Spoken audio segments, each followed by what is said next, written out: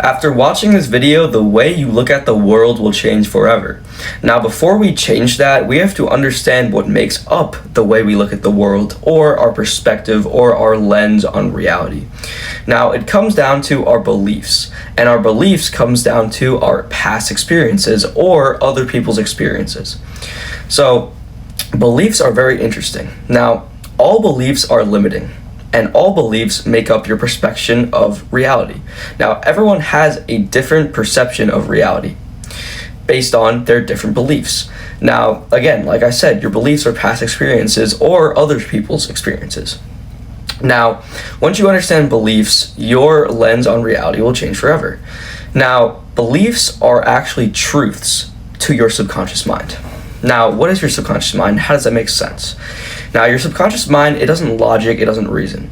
Your logical mind or your conscious mind logics and reasons. Your subconscious mind accounts for emotions, okay? It doesn't logic, doesn't reason. It takes what it takes what it gets from the logical mind, it takes what you get from experiences, and then it makes it true. It sees it as the truth. It sees it as what it is. Now, if you think, now here's something that is mind-boggling, all right? So, a lot of people grow up with believing that vegetables are healthy, vegetables are good for you. Now, are you a scientist? Have you ever really dug deep on why vegetables are good for you, or do you just go off what your parents say? Are vegetables truly good for you?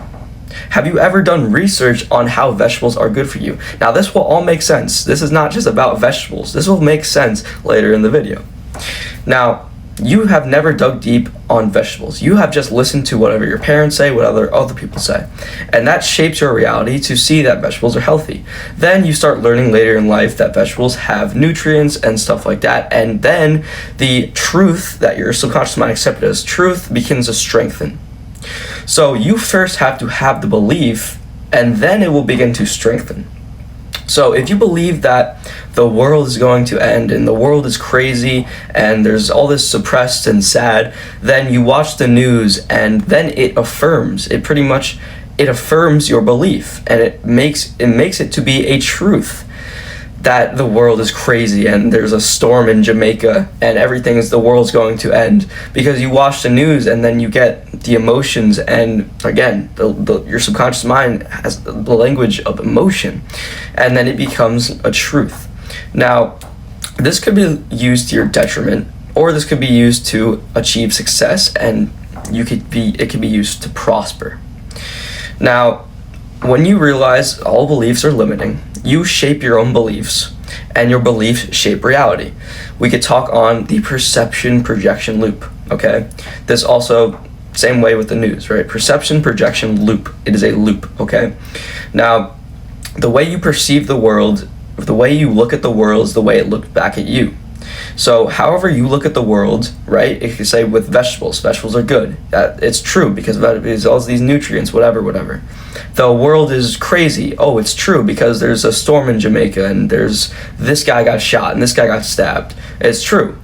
So the way you're looking at the world is just affirming it for you. Now, and it's also, this could also be used to say the world is amazing.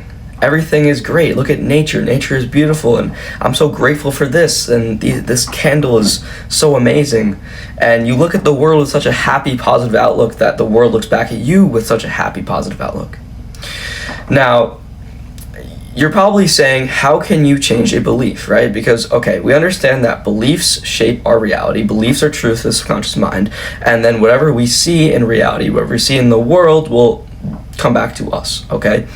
Now, you might be thinking it's so hard to change a belief, right? If you have such a strict belief, it's like, oh, how do I change a belief? Do I do this crazy meditation ritual to change a belief?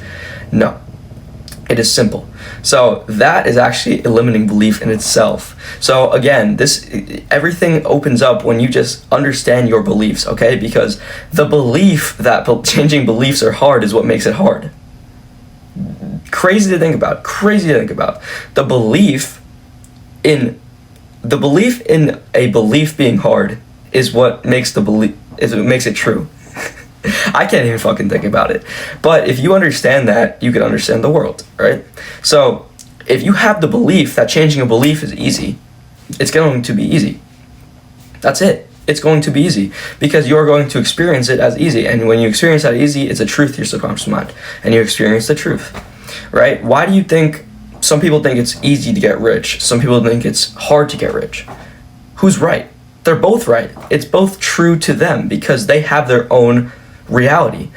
Everything, you're not, the universe, there are 8 billion universes in this world.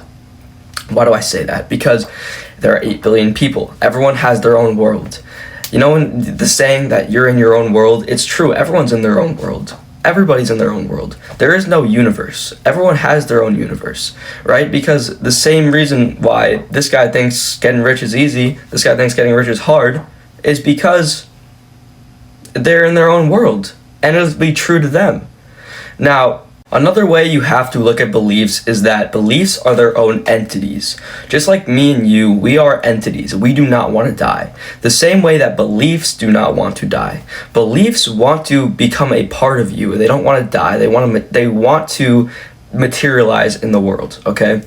Think of beliefs as an entity. They don't want to die, okay? But that doesn't necessarily make beliefs hard to change. However, it makes beliefs slightly difficult. They could be difficult to change. Again, how you perceive it. Now, how do you actually change a belief? I'll get into that, which is just saying the opposite, right? If I were to believe that vegetables are bad for you, but I wanted to believe vegetables are good for you, then I'm just going to say, yeah, I don't believe vegetables are bad for you anymore. I believe vegetables are good for you. So you just state what you don't believe anymore. You state what you do believe. It's as simple as that. It could be as simple as that. It could also be extremely hard. You could also have some 1-hour ritual meditation that you could do to change a belief, but you're just doing that because you only believe it's hard. Again, that point was already crossed. Now, back to the point where beliefs are entities. Beliefs also tend to merge into your identity, right? So when people get their beliefs attacked, right? So a lot of politics, take politics for an example. Take any argument based on really any topic, right? One guy thinks vegetables are, I keep referring to vegetables, I don't know why I can't think of a better example. One guy thinks vegetables are good for you, the other guy thinks vegetables are bad for you. Now, I don't have anything against vegetables, I don't know why I keep using vegetables, but we'll go back to the example. So this guy thinks vegetables are bad for you, this guy thinks vegetables are good for you. They have a whole argument on why vegetables are bad for you, they have a whole argument on why vegetables are good for you. Now, the reason people get so emotional reactive about their beliefs is because their beliefs get paired with their identity. And this is actually coming from a neuroscience standpoint. When your belief gets attacked, your belief is so strong that it merges with your identity, then the same areas in your brain light up to where it's attacking your identity. Like the identity part of your brain lights up to where it is attacking your identity, not just a belief anymore. It's attacking your identity. And that's where arguments get into place, okay? So it's like someone attacks their identity. Now, identity is such a huge thing with beliefs because your identity also shapes your beliefs and beliefs shape your identity, right? If I were to ask myself, do I kiss men? No, I'm not gay. Me being not gay, me being straight is an identity. I'm straight. Now, me kissing men is something I don't do, something I don't believe in doing because I'm straight. My identity is straight. I don't kiss men because I believe in kissing women. I don't know. Because I don't kiss men because of my identity. I have certain beliefs that go along with my identity of being straight. So if you change your identity, you could change your beliefs. If you change your beliefs, you change your identity. And identity and beliefs go hand in hand based on the way you see the world, right? So all this yap on beliefs. Now, how could you actually use beliefs to your benefit, to your success? So it's simple process, right? So essentially identity is important again. So everyone has their own goals, where they want to be in life. Let's say I want to be a millionaire. I want to be a millionaire. This guy's a millionaire. This guy's the millionaire version of me. This is me right here, not a millionaire yet. This is a millionaire version of me. This millionaire version of me is its own identity. It has its own beliefs. So what I would say in my state right now, if I wanted to be a millionaire, but I'm here right now, have $0 in my bank account, I would say, what would this guy believe in? What would this guy's identity be? What would this guy believe in? Would this guy believe in that making money is hard? Probably not. Would this guy believe in that rich people are evil? Probably not. Would this guy believe in that money is the root of all evil? No, he would not. Now, when you want to attain something like money, like wealth, like a good, healthy relationship, anything, and you have beliefs that are against that attainment of that desire, then you are sabotaging yourself. Completely sabotaging yourself. Why would you believe that you cannot find love and no relationships are good for you if you want to be in a healthy relationship? If you desire being in a healthy relationship, this is your desire, right? This is your desire, being in a healthy, good relationship. This is you over here that has past experiences that make up beliefs and make up truths to your subconscious mind that all men are evil, that all women are evil. And then over here you want a good, healthy relationship, but over here all women and all men are evil. And you cannot find love.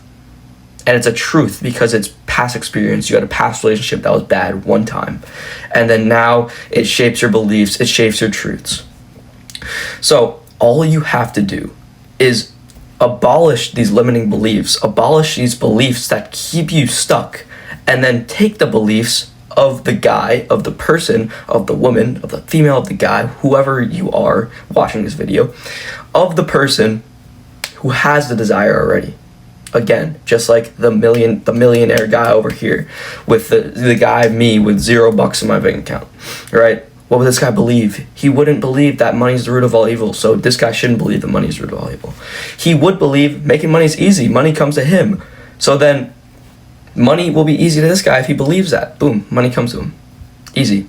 Easy enough. I hope you learned something. Change your beliefs. Stop with these limiting beliefs and start creating beliefs that attain your desire. Boom. Thank you.